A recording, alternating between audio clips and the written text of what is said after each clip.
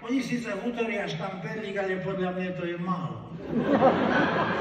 Somarina. Minule doktor hutorí jednomu zetkovi, dedo, koľko razy som vám povedal, že to je dačo strašné, len pijete ten alkohol, pijete, nakoniec zomriete. A hutorí, ja to slúcham už 96 rokov.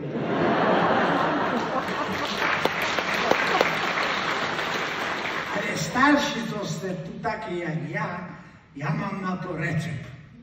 Na to tú pandémiu ľudia najlepší je rum s čajom. A už keď je vo vyšším štádiu, tá už by som doporučil čaj vynechať. Zákon. Ale doba ide rýchlo, my to ak bereme, treba si aj zabaviť po pace. Dneska napríklad som zistil, že za 50 € rýchlejší nakúpiť sa jak takedy. Je to pravda?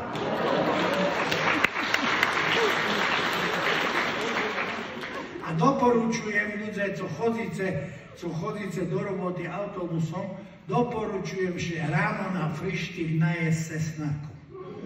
Máte v autobuse vece mestačku. Zákon je teraz zeše človek obrací. No ale ľudia, prídeme k veci, som rád, že sme ešte nakoniec po tým prekladaním stretli. Ja som sa narodil v takej rodzine, lakroma rodzina to bola. Vám poviem to ulodaco. Ja keď sa narodil, tak každý utrel, že som zázračné decko. Že to bude zázrak, keď z neho daco bude.